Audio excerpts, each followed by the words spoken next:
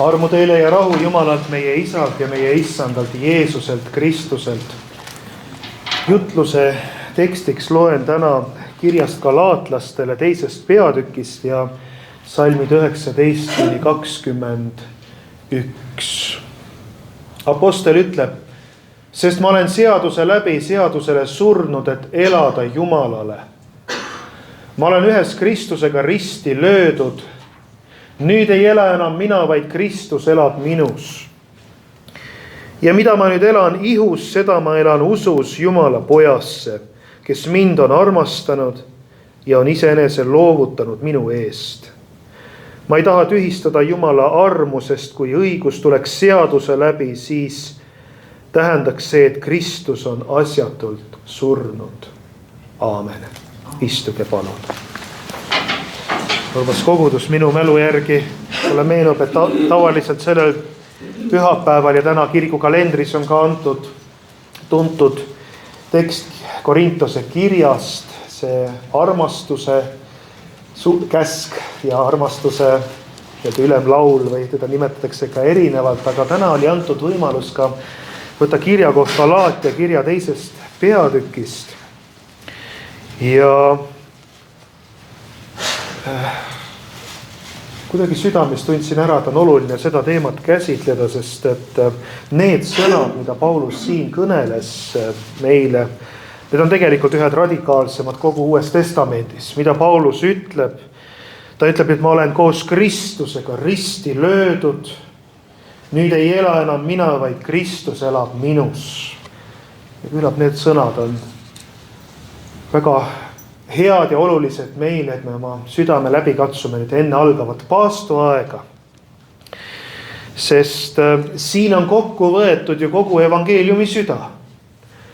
Evangeelium on ühest küljest rõõmusõnum, aga see ei ole pindmine tunne, et me rõõmustame heast sõnumist, vaid siin on ka vana elu lõpp ja uue elu algus Kristuses.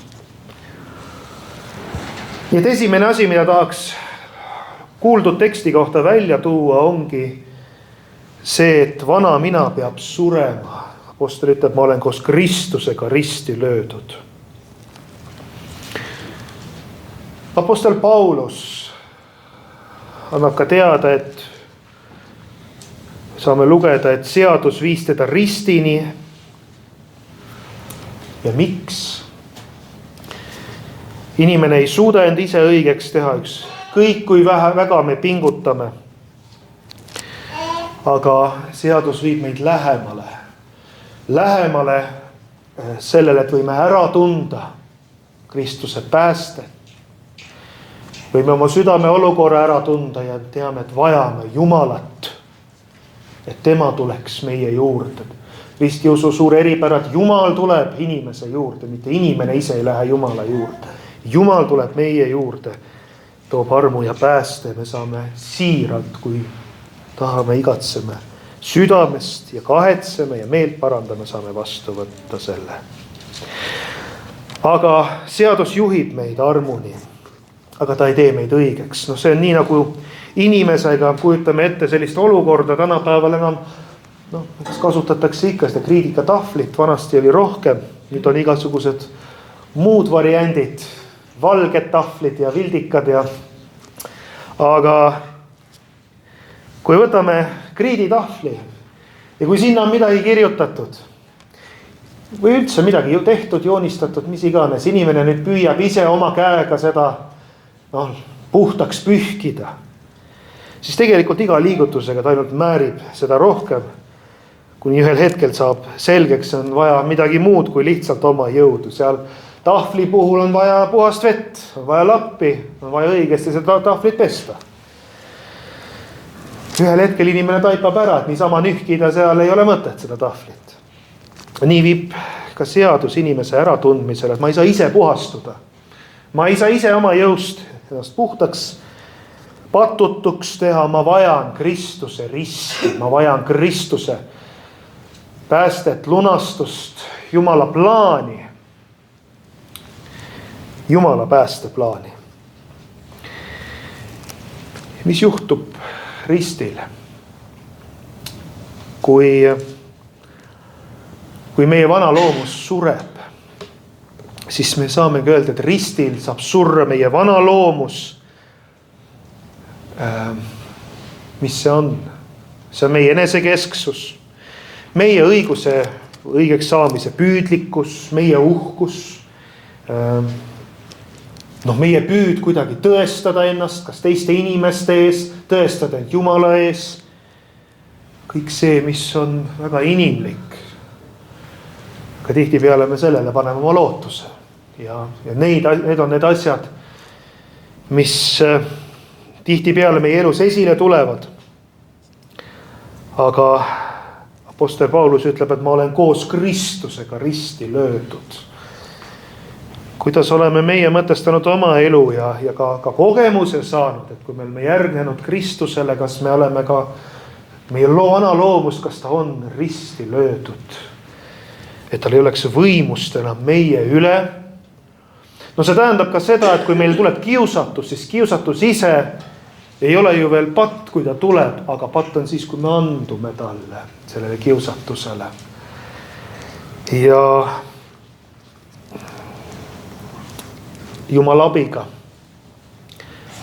Jumal suunab meid, on võimalik kiusatustele ka vastu seista. Küllap me ka kukume ja eksime. Aga me tahame, et Jeesus Kristus, tõesti tahame ja palume järjest rohkem valitseks meie südames. Et kui see vana loomus on risti löödud, mis see uus loomus siis on? Jeesus tuleks valitsema. Apostel Paulus ütleb, et nüüd on uus jõuallikas. Et selle elu ma elan usus Jumala pojasse. Paulus ütleb, et ta elab nüüd usus, mitte enda pingutuses. Nii et see kristlik elu ei ole paremini pingutavaid.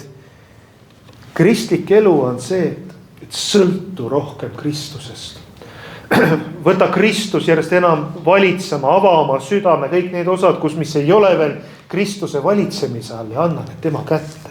Ja meil kõigil on neid osasid, mida me ei ole andnud Kristusele. Kellel rohkem, kellel vähem, mis on veel alateadlikult, mingid momendid me kõik ära ei tunne. Aga neid asju on meie elus palju. Ja Kristuse kätte saame endast usaldada, kui me õpime Jumalat tundma, kui me õpime tema armastust tundma, kui me palvetame, loeme sõna. Et me saaksime anda ennast järjest rohkem ja rohkem Kristuse kätte. No siin on veel üks näide, see on nagu purjepaadi ja mootorpaadi erinevus. Kui on mootorpaat, kui kuskil mootor seal tööd teeb, siis see sõltub ikkagi sellest mootori jõust, selle paadi liikumine. Kui kütus otsa saab, siis on paat jõuetu. Kui me vaatame ka purjepaati, siis see sõltub tuulest. Tähendab, ta sõltub millestki, mis on väljaspool teda. Väljaspool iseennast. Ja siin see paralleel on, et kristlane on siis nagu purjekas. Ja meie elu liigub edasi siis, kui laseme Jumala vaimu tuulel meid kanda. Piltlikult nii. Lase Jumala tuulel puhuda sinu purjedesse. Et paat võiks edasi liikuda. Et ta võiks ka õige suuna võtta. Aga see on see, milleks suunab meid Jumala sõna. Edasi. Apostel ütleb, sest kui seaduse kaudu tuleb õigeks mõistmine, siis on Kristus surnud asjata. Siin on evangeeliumi keskne tõde. Tegelikult väga karm ja selge lause. Ja mõelgem selle peale, et tõesti, kui me peaksime õndsaks saama oma tegudest, siis Kristuse rist ei ole vajalik.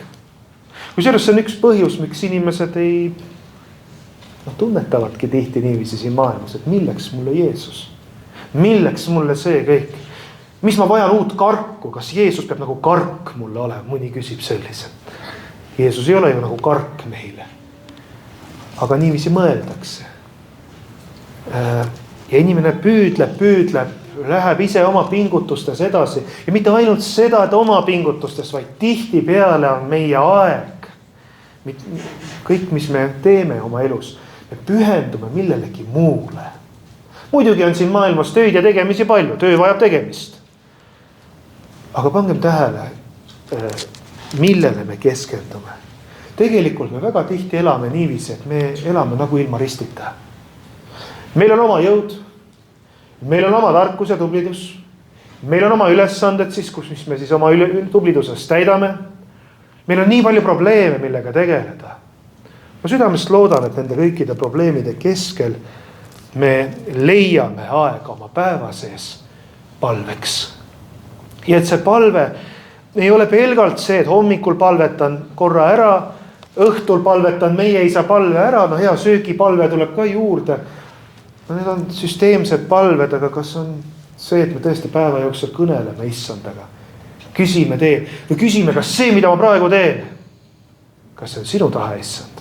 Kas see on lahendus, mille poole ma praegu püüdlen? Kas see on sinu lahendus? Et ei oleks hiljem seda pettumust, et kõik, mis ma oma elus tegin, et see lõpuks kaduski selle ajastu tühjusesse või et sellel ei olnud seda igavest väärtust. Ja sellisel juhul ongi, me elame, et me ei aseta oma elu, oma töid, oma tegemisi Kristuse risti alla. Me ikkagi loodame kuskil enda peale. Kui mitte rohkem, siis vähem ikkagi, kusagil maal ikkagi. See muidugi, kellel on vähem antud. See võib olla, kui ta taipab ära, siis hakkab rohkem sellele mõtlema, et kuule, et tõesti, et nõtruses saab vägi täielikuks, et ma ise, minust ei ole seda, et ma täidan ideaalselt Jumala riigi ülesandeid ja ise olen ideaalne inimene, et Jumal ju kasvatab meid selles, aga muidugi raskem on nendel, kellel on rohkem antud.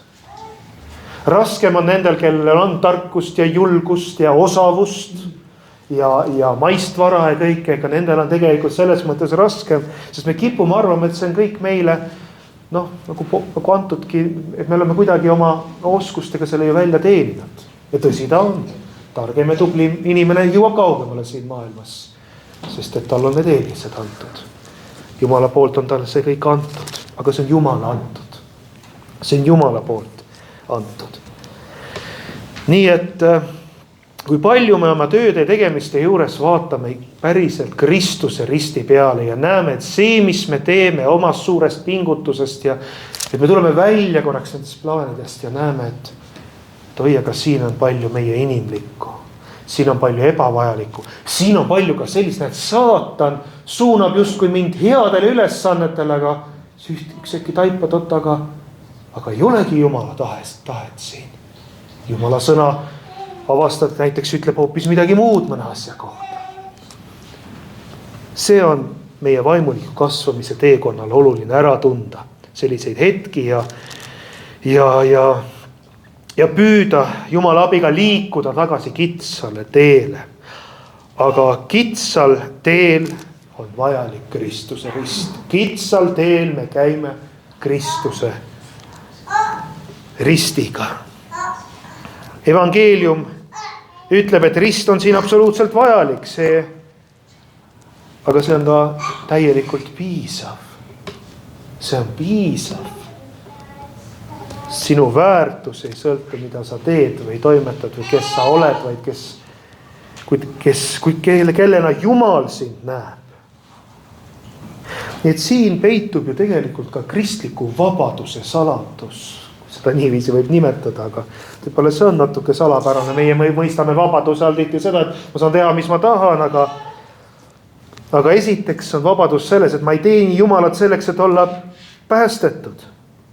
Vaid meie teenime Jumalat, kuna me juba oleme päästetud. Ma ütlen selle veel kord. Meie ei teeni Jumalat selleks, et olla päästetud. Meie teenime Jumalat, kuna me oleme päästetud. Ja nüüd, kui rist on sinu jaoks tähtis, kui Jumala pääst on sinu jaoks tähtis, kui sa oled selle vastu võtnud, kui sa oled ristitud ja usud, siis sa teenid Jumalat, su elu on pühendatud Jumalale. Ja nii sa vähemalt seda mõtestad. Iga oma pisitegevust. Et sa elad Jumalale. Sa elad igavesele. sinu oma pääste ja nüüd võimalikult paljude inimeste pääste sinu ümber, et Jumal saaks sind kasutada ja et sinu elu kannaks kas 30-kordselt, 60-kordselt, 100-kordselt vilja kord igaveses taevariigis. Me teenime Issandat, sest meie ei oleme juba päästetud ja nüüd üks näide siinkohal ka. Ega orja puhul, orjal on kohustus töötada, et heakskiitu võita. Aga poeg, kes on perepoeg, tema töötab mitte kohustusest, et heakskiitu võita, vaid tema töötab pere heaks. Sest see on tema kodu. Ta kuulub sellesse koju. Ta on armastatud selles kodus. Ja selles kodus ta teeb tööd, täidab oma ülesandeid, sest nii on õige ja hea ja ta teeb seda, sest ta ise armastab. Apostel Paulus ju ka ütleb, teie ei ole, põhimõte on see, teie ei ole orjad, vaid olete Jumala lapsed. Aga seaduse all, pelgalt seaduse tähe all olemine, see on orjus. Kui meie elu mõtestavad ainult kord ja reeglid ja seaduspärasused ja kui me ainult selle prisma kaudu vaatame elu, siis me võime ühel hetkel väga kaugele triivida Jumalast. Hea, kui see seadus suunab meid armu poole, aga me peame nüüd avastama Jumala armu ja et Jumala käes on töö. Jumala käes on vägi. Jumala käes on elu. Ja meie, kes me oleme Jumala lapsed, me võime seda Jumalalt saada kingitusena. Ja saame vastu anda siiralt Jumalat armastades. Nii et armas kogudus, tänases kirjakohas siin kirjas Galaatlastele 2. peatükis kutsub apostel meid elama nii-öelda 3 elu põhimõttes või tõsiasjas. Esiteks, nagu ütlesin, vana elu on möödas ja meis peab uus elu esile tulema, mis on Kristuses. Ja uus elu on sinus juba alanud. Väga hästi selgitab seda põhimõtet. Lisan siia juurde Harald Põld, kes on oli selline ortodoksne luterlane. Soovitan lugeda tema kirjutisi ja tema väga hästi selgitab seda, mida tähendab see vana elu ja uus elu, kuidas uus elu on meis ka juba alanud, aga vana on ka veel alles ja see suur võitlus, mis inimeses siis käib vana ja uue vahel. Aga et uus elu on meis juba alanud. Ja et see elu on usus, siis kolmandaks mitte pingutuses. Meie jõuallikas on Kristus ise. Kui palju sa oled siis palunud Kristust, et ta oleks sinu jõuallikas? Küllap paljud on. Aga palju päriselt? On ikka perioode, kus unustame Jumala ikka nii ära. Kas on see pikem periood, mitu päeva või, aga vahel on see ka päeva sees, no ikka tunnid lähevad mööda, vaatad, ma olen mingi täitsa oma asja ajanud. Ma olen oma mõtteid mõelnud. Teinekord pane tähele, kui istud roolis või kõnnid, mida sa mõtled. Siis avastad, mina mõtlen mingeid muremõtteid, mina mõtlen mingisuguseid teistest inimestest midagi, mina mõtlen mingeid probleeme. Siis vaatad, kus Jumal selles võrrandis siis on. Et me tuleksime selle juurde, et meie jõuallikas on Kristus ise ja see ei oleks teoreetiline. See ei tohiks olla teoreetiline teadmine, vaid oleks meie praktiline elu. Järgmine kord, kui sa mõtled oma mõtteid, teed oma tööasju, siis anna see kõik Jumala kätte. Ja õpi märkama seda, kui sa küsid Jumala käest, Jumal, järgmine hetk, mis on see, kus sa näitad mulle, et nüüd sina toimetad. Nüüd on midagi minul vaja teha just sinu riigi töös. Nüüd tuleb keegi minu juurde, kes just, kelle kaudu, kelle juures sa minu kaudu saad oma tööd teha. Küsi Jumala käest seda, millal see järgmine hetk on. Ja see ei pea olema nii nagu Markus Aurelius mõtles, et Jumal ärkas hommikul, mõtled, kes on järgmine inimene, kelle sa mulle elule ette annad, kes on isekas ja kuri ja halb ja uhke ja nii edasi, et kes see järgmine siis on. Muidugi Jumal saadab ka selliseid inimesi, väga palju saadab meie elu teele. Aga võib-olla need ka on. Need, kes peavadki tulema meie ellu. ja kelle poole me saame pöörduda, kelle poole me vaatame ja julgeme neile Kristusest kas rääkida või küsida mõne suunava küsimuse. Meil on küllalt neid inimesi ka, kes maailmas võiksid kas või mõne küsimusega teise inimese poole pöörduda, et panna teda mõtlema elu tõeliste väärtuste üle. Ja me teame väga hästi, et see mõtlema jäämine ei ole inimeses ei mingi naiivne ega mingisuguseid intellektuaalseid rohmakaid ei pea ta oma elus tegema selleks, et Jumalat järgida, või ta saab ilusasti mõtiskleda, loogiliselt mõtiskleda, arutleda, me saame suunata inimesi, küsimusi esitada. Aga millal on järgmine kord, kes tuleb sinu ellu, et sina saad seda teha? Saad Jeesusest rääkida või suunata, küsimusi esitada või kas või kutsuda leerikooli. Leerikool on käimas, enamasti on need inimesed, kes meil leerikoolis on käinud, on kõik kutsutud kellegi poolt. Keda meie oleme kutsunud? Kelle puhul, kui me näeme, ta liigub ju igavese kuristiku poole, et meie südametunnistus oleks aga kutsuda ta leeri, eks ta ise otsustab, jah. Aga meie võimalus on anda edasi see, et ka tema elus oleks jõuallikas, kes on Kristus ise. Et olgu see elurütm meie elus ja inimeste eludesse tulgu see meie ümber. Nii nagu apostel ütleb, et enam ei ela mina, vaid Kristus elab minus. Kui Kristus elab, ta toob igavese pääste, ta toob igavese lootuse. Ta toob selle, mis jääb alles, ka siis, kui see maailm hävib. Ja et meiegi keskenduksime sellele. Meie oleksime selles valdkonnas, meil oleksime selle igavese töö, Jumalariigi töö osalised oma andidega, oma võimalustega, oma usuga, oma suhtega, mis meil on Jumalaga. Olgu meiegi elus see, et enam ei ela enam mina, vaid Kristus elab minus ja mis minu elus nüüd on järgmine samm, mida ma saaksin astuda, et see ka päriselt nii oleks. Olgu see meie igapäevane palve ja praktika. Aamen.